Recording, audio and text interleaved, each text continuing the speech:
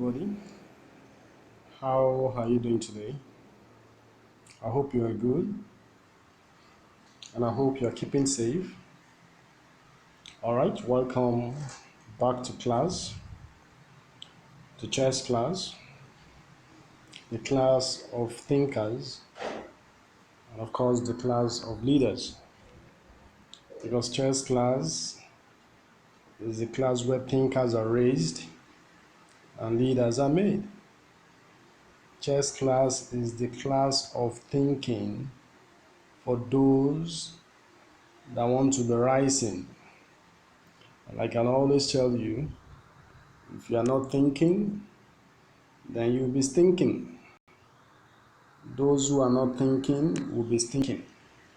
But those who are thinking will be rising. So chess class is a class of stars where thinkers are raised and leaders are made. So welcome to chess class. Now, in our series of problem solving, we said this time we'll be looking at being proactive rather than being reactive. And I said being proactive simply means you are thinking ahead of time, you are looking ahead of time, and then you are solving problems ahead of time. But reactive means you are thinking to solve the problem while the problem is here. And we said it is better to be proactive rather than being reactive. It is better to think ahead so that you can be ahead. While others are playing, you are busy thinking of what next to do to be ahead of others. That is what makes a star. That is what makes a leader. Others are busy with the now, but you are busy thinking about what next to do. And by the time they get to the what next, you are already ahead of them. That is how you become a leader and, of course, creating followership. Leaders are those who can think ahead of time to give solutions to problems that are not yet here. And so, that's why we're looking at this theme, being proactive rather than being reactive. And we said some skills we're going to be working on in this session are the skills of critical reasoning. And then we're going to look at our foresight or vision, and then how we can back that up with decision. You remember when we talked about diligence for emergence, and then we talked about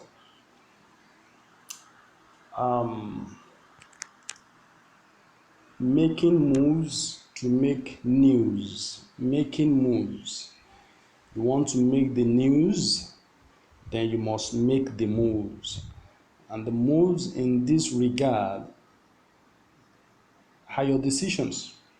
So we're looking at the skill of critical reasoning, your vision, and then making the pursuit to achieving your vision. All right, in problem solving. So we're looking at that as skills to use when you're working on your being proactive, your critical reasoning, your vision or your foresight, and then pursuing the vision while being proactive. That way, you will always be ahead. Now, today we want to see the advantage or the advantages of backups. Now, we said in our last class, while we're talking about our game opening, that it is better for us to make every move while having a backup. So I want to link our game opening to the backups, and we see the benefits of backups. All right. Remember, we said that when you're starting, now the best piece to start with for the white, which is the attacker, is your gambit. All right, The pawns in front of the king and the queen is your gambit. The one in front of the queen is the queen's gambit. The one in front of the king is the king's gambit. Now for the white, that is what to start with. And the better one between the two is the king's gambit, the e2. Now for the black, the best piece to start with, is the knight. The knight. And which knight? The G knight. The G knight. All right, but you don't want to see the benefit or the advantages of backups even in your game opening. Now, if you look at this, my pawn moves one step or two steps, but in this case, I can't move two steps because if I move two steps from e2 to e4, I'm not going to have any backup. Nothing is protecting me. Backup means a plan, a piece that is protecting your move that you have made or you want to make. That is what is called backup, so that you don't run, into problems. Imagine a soldier going to the war front without other soldiers following him, and that is why you see the soldiers or the armies, they move in troops, all right, so that one will not run into danger. And of course, you see them even carrying their guns. They still have other guns like the pistols or the knife and all of that as backups. Now, without backups, you run into problems. Without backups, you run into troubles. So it is better, as you are making plans, as we are thinking ahead, to also have what you call the backups, or you call the backup plans. Now, I'm going to be showing you in this session the essence, the importance, or the advantages of backup. So in this case, I can't move two steps, but one step, so that I can have my backup. Now you can see D2, all right, and F2 are my backups. D2 and F2 are actually backing up my E2, and that is the place of backup. Now, I told you that it is good to start with the G knight. Let's assume I start with my G knight here. My G knight moves to F6. F6. Now, my G knight moving to F6, I will show you what the knight is protecting. Now, you can see the knight that I've moved from G8 to F6 is actually protecting my king. It's protecting the king. It's backing up the king. In case anything wants to happen to the king, you are going to have a rethink. All right? And again, the knight is protecting the weakest part of the board. That is backup. Now, the knight I've played as well is having some backups. He's having G7 as backup. He's also having E7 as backup. Now, that is the place of backups. You don't make a move without backups. Now, that knight is protecting the king. And I'm going to show you why you need backup. Now, you remember that if the pawn moves, your gambit is for the queen to move. Now, if this queen comes to e5, the knight on f6 is already waiting. All right, so that knight is taking care of your square h5. All right, so the king or the queen cannot go there. That is one essence of backup. Now, let's assume I play this. Let's assume I play this.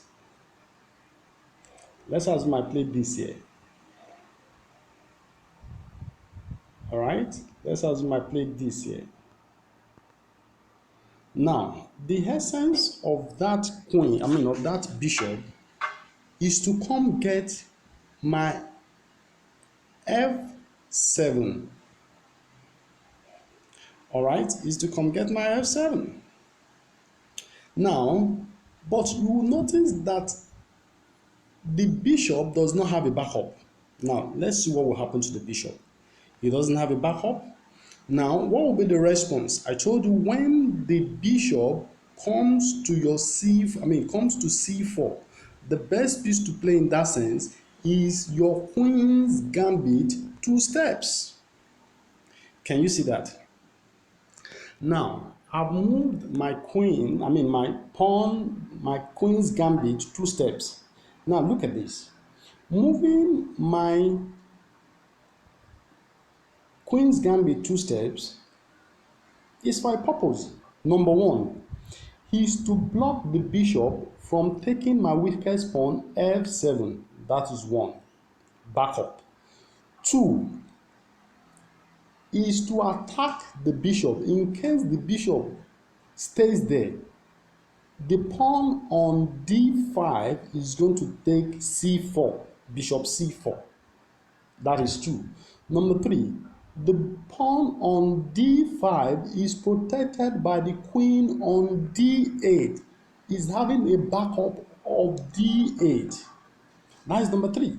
Now, number four, you see, the pawn on d5 is being protected by the knight on f6.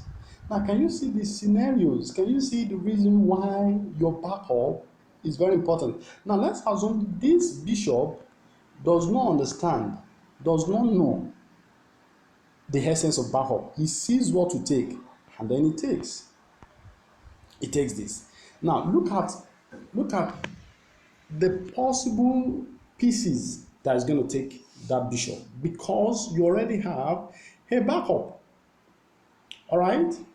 Now, I'm not going to take that bishop with my knight, because my knight is already protecting a critical part of the chessboard. That is the weakest part. The F part is the weakest part.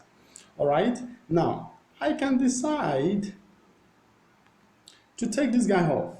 Can you see? So I take the bishop off. Now, while doing that, I have it at the back of my mind that my knight is still there to protect my queen in case anything wants to happen to my queen. And of course, there is nothing threatening the queen, so the queen is safe, yet is having a backup. That is the essence of the backup. Now, let me show you something.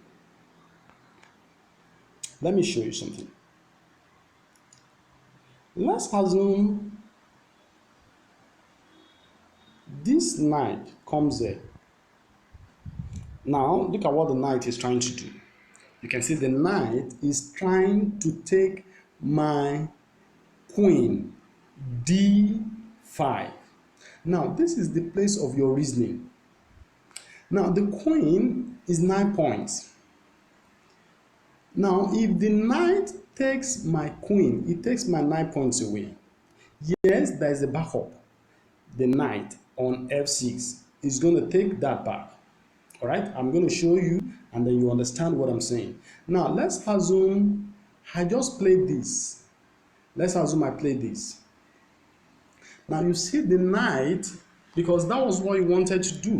He wanted to take my queen. All right, you can see he's taking the queen. And then he has taken my 9 points. But because I have a backup, my backup can take the knight. But your reasoning must come to play. Reasoning is looking at your options. If I do this, what will I get?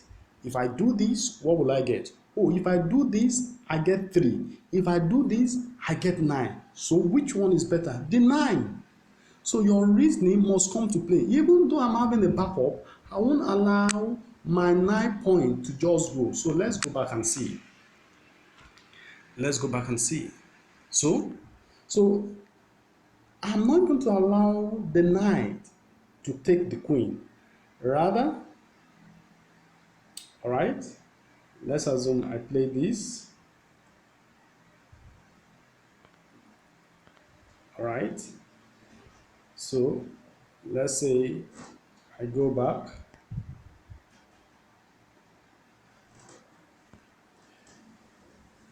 The knight tries to take the queen. All right. Okay. So the best option is to move back. So you don't allow the knight to take your queen that way. Okay. So you have to look at the options. You have to look at the options. So let's assume this knight comes back. All right, but of course, like I told you, it's better when you take the 9 and allow your 3 to go for 9. So it's better. But I'm showing you now that even though you have your backup, which is the knight, you don't allow your queen to be taken. You don't allow your queen to be taken. So you must come to the place of your critical reasoning even while you are thinking ahead. While you're thinking ahead. Now, you can see all the possible squares. You can see all the possible squares where the queen can go to. Now, let's do this. Let's assume I come back here. Okay, let's assume I go back there. Now, let's assume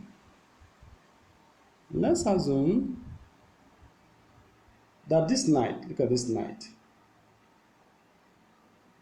Or let's say,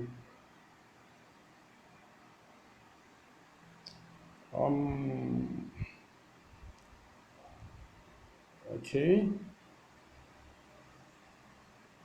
let's say I play this. Let's say I play this. Now, if you look at that, this queen can decide to go and take that pawn. But if you look at that pawn has two backups. The pawn has two backups. Number one backup is the queen on D1. Number two backup is the pawn on E3. So the queen will be foolish to go and take that.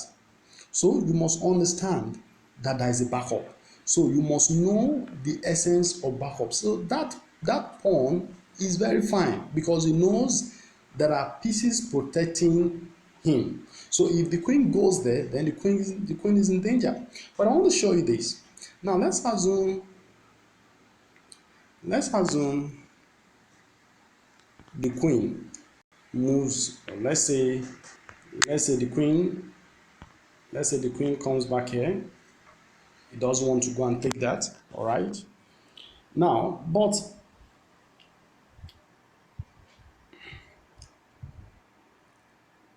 my bishop, let's say this bishop comes there. All right. Now, look at the benefit of another backup. This rook is here waiting and protecting that pawn. And I'm going to show you the place of the backup. The rook A8 is backing up pawn A5. And I'm going to show you. Now let's assume this knight comes back here. Let's assume this knight comes back here.